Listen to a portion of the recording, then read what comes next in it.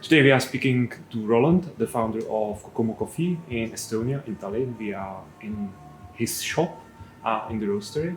But I'll let you introduce yourself and tell us a bit more about how you get to the coffee and how Kokomo has started.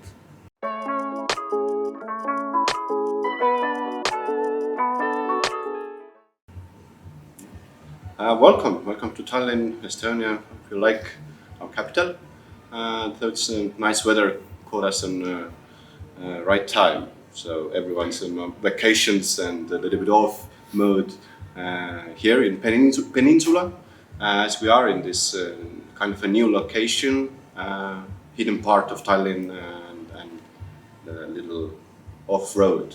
But yeah, I'm Roland Põllu. I'm the part owner and roaster for our cafe and roastery.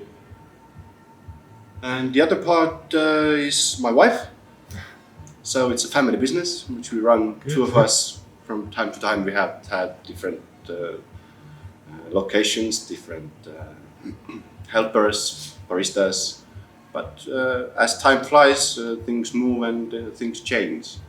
As the world, as people. So right now we're located in here, in Kopli.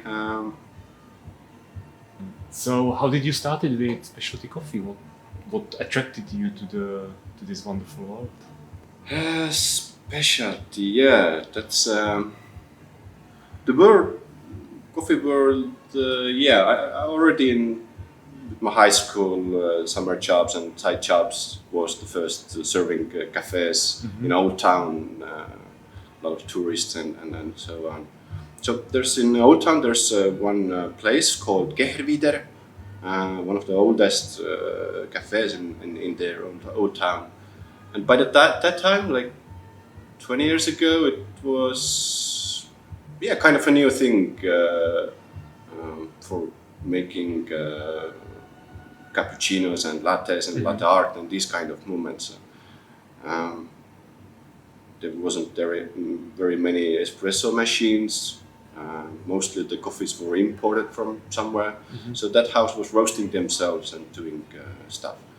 And friendhood and the friends who were working there kind of, it was a nice community. It was a decent coffee community that worked and did things together in, like also. But yeah, it was a nice community and good friends were got together there.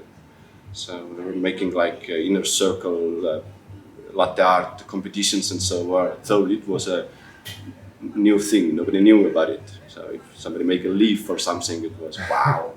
So it was quite a time. So you started Kokomo. When did that happen? How did that happen? Well, the whole thing started in 2013. We went to got a little sick of this capital in work and these kind of. So we wanted to get off for somewhere. So 4 friends of us made a little cafe on one island, Muhu Island, a little bit off coast here. It was old abandoned fisherman's port. It was like soon to swipe off the map or something, like the whole thing was growing into green and nobody cared about it. We had an opportunity to make a first summer cafe there, as my brother bought this complex and this old port, and he wanted to renovate it and wanted to make it a yacht and boat port and this kind of stuff, because it's a very, very nice area. With a huge potential, but nobody cared about it until that. By now, 7 years later, it's one of the highest rated spot in Estonia. Started there as just a summer side job, since everyone was working in different workplaces, and so yeah. But we liked it somehow, and we started to look, okay, what we can do to make as well this coffee industry and this community better and to offer decent coffee more. And my old friend who was roasting at that time in Kehvi there, so back in 20 years, he was roast master there lately. And he came here like, listen, they have a plan and they have a decent group of people that want to bring them good and specialty coffee to Estonia. Okay, I've seen Europe, okay, the first and the second waves, and okay, never imagined how it could be working in Estonia, since like it feels like Estonia doesn't accept very easily like the movements or these kind of things. So there, the people were from Baltic company, local Estonian headquarters, and yeah, in that case, these were the people that changed I think the specialty coffee and the whole industry here. Pretty much you are involved since the beginning. Yes, I'm lucky to be from the first boat. So, obviously you remember a lot. So how did the specialty scene in Estonia started? What was it like at the beginning? I think it would be 2010, 12 years ago. 12 years ago, this group of people that were previously involved in large coffee industry, so this discovered that there's 10% of this good quality and better coffee. So why not be serving this kind of? Why we should be accepting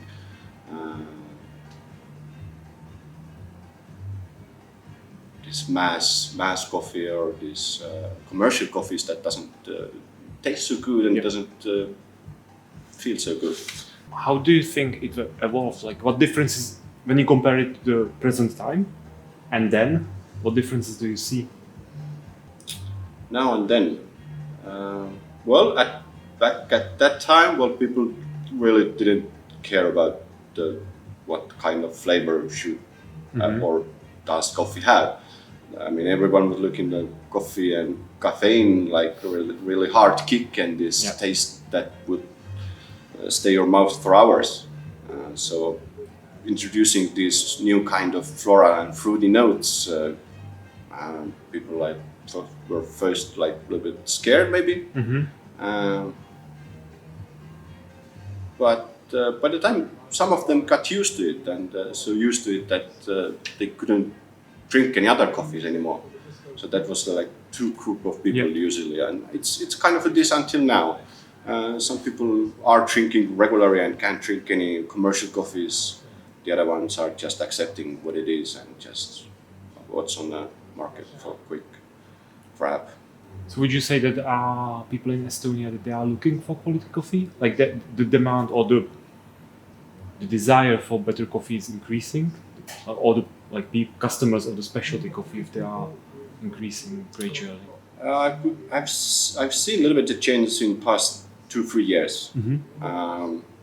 Maybe it's kind of a little maybe related with the COVID period or something. This a lot of these home deliveries and home orders. People really got into this supporting small businesses, local businesses and stuff. So that really helped and keep us going. And from week to week, we see people that come back and like, okay, this is the best coffee we've had. We can't drink any others. So, but they're still looking around. That's what's available, what's new. Everyone, time to time, wants to change the coffees and by the way, we are north of Tallinn. I'm not going to try to pronounce the name of the area because I wouldn't probably get it right.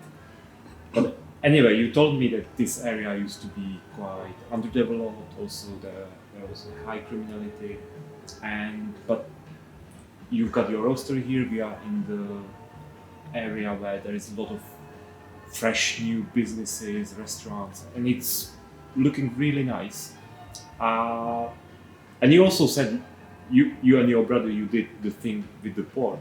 So do you enjoy actually getting in unusual places, little bit renovating them, bringing something new to it, or was it just a chance, a coincidence that happened? Well, yeah, as we started 7 years ago, we first were also in a warehouse in the city edge, half an hour driving there and back, so it also a little bit was um, in developing the process and building this new business and stuff. But yeah, as we started this with the roasting for Kokomo and stuff, we had our first child. Now we have two of them. So it's been growing together with Your children. yeah, it's been kind of a road. But yeah, so we had a chance. We had to move, so we found our new home here in Kopli Peninsula, a little off-road from city center. So in Soviet time, this place where we are now, where we used to be working like 700-800 people daily, making rubber boots, rubber things, rubber whatever. So it was a rubber factory. So the whole neighborhood was in Soviet time. So the people who were working in these ports and these industry areas. They were accommodated here close by, so they were built a lot of houses there. So they had their own community. Most of them were imported from Russia, and the other kind of USSR. So yeah, they had their own community or this kind of area. So when the Soviet collapsed and disappeared, the remainings of these generations and people were left behind. So they were mainly very poor people. Most of them got alcohol abuse and drug addicts and so on. So it was kind of a criminal area as well. Like in these cases, the Kopli it was left behind from other developing areas, and everyone was trying to forget it. Yeah. Nobody wanted to come here. So yeah. When the area got empty, the last houses were burned down or destroyed. Now it's a huge seaside area which they're renovating. So they're building the old time wooden houses again up for as an equal same to same.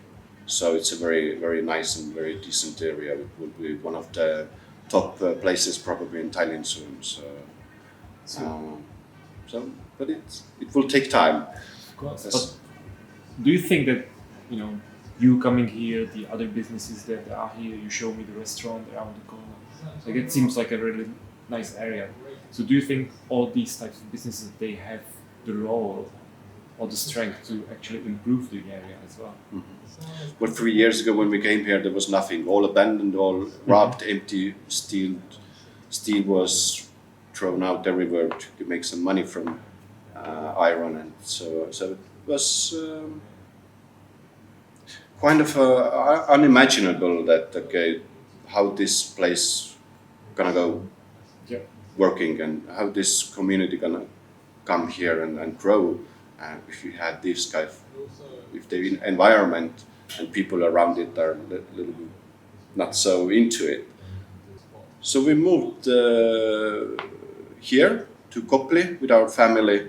And a little bit, a few months later, we heard about this Põhjala factory area. So the developers and the owners who had it, they've been previously involved in creating a creative city like Telliskivi or Aparaaditehas in Tartu. So these large empty industrial areas turned into ateliers, studios, small businesses, and so on. So by that time, we were also a little bit looking at where our industry or our business could work better and this kind of. So it was easy option and easy decide for us. Like, okay, this is the place we're gonna bring our roastery since it's off the city center, and this place gonna need some good decent coffee and some cafe in a neighborhood. So it seems it's working. Yeah, it's working. The first summer we did 3 years ago was just a weekly pop-up once a time. So I invited one bakery to have a collaboration here as well. But they were also like, okay, this is Kopli. Are people going to come here? I mean, it's not very easy. I think this is the key point to everyone. Like, okay, we gotta go there. Okay. But yeah, as soon as people discovered it in the first year, it was kind of impressive. I mean, we did have like a few hours of queues and waiting people in a line for coffee and fresh pastry and bread, sourdoughs, new name and new wave bakery products. So the bakery side was very genius and it's necessary for this kind of, since we knew that, okay, this place is gonna need coffee and pastry, some food. So this is the beginning. But yeah, then we waited for a year to have a proper new room ready. So it was the bakery room. So finally it was ready and we moved in. So we were running the food, drink side, coffee, drinks and other beverages, and bakery was doing the food and the bake. What made you to do it? What made you to start the business, like, here in renovating the area?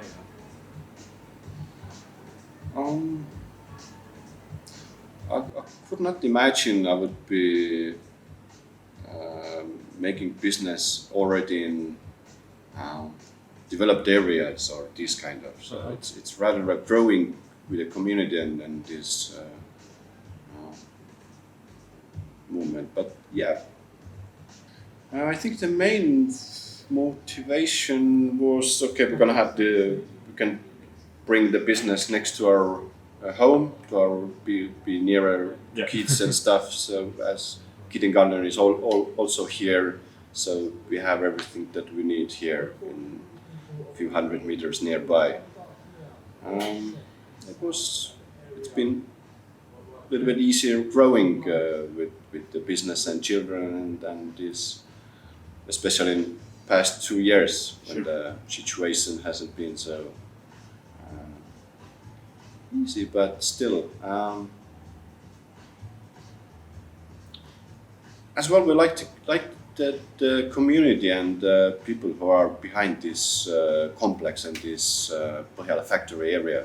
So it's a huge area with a lot of different architecture houses and with a history at least behind it. And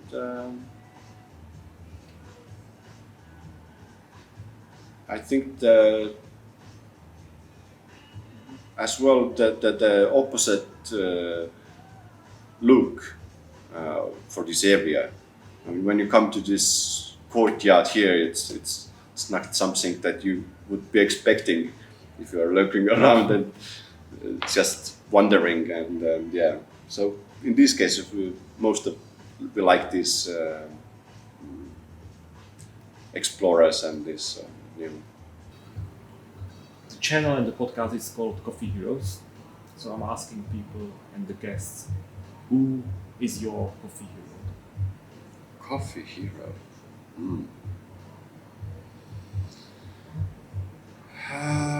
Well, probably the hard workers, the farmers, and the people at the origins who are collecting these bean by bean.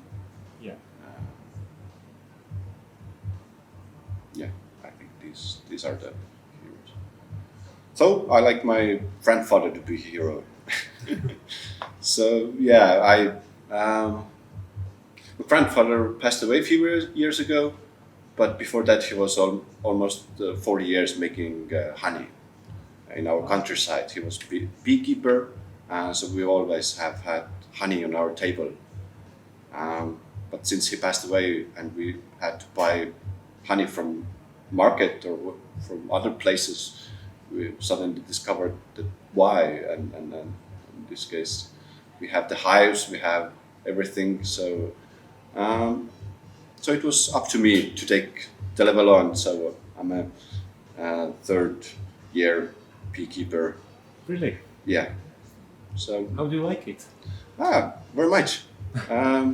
But so you are continuing the family tradition, like sort Yeah. of. Do you see any similarity between roasting and producing honey? Not really. There are some, yeah. It's like the drum machine is rotating, the hive, the frame separate the extractor and honey extractor. But yeah, it's. I think it's still a few years to understand deeply, since it's the whole hive colony. This how they live, the bees, and how they think, act. And it's marvelous. You are thinking a lot about the environment. Not only the nature, but also like the environment that you live in, because you are here in this area. Then now you mentioned that you notice the trees, that they need something a little bit more. Yeah.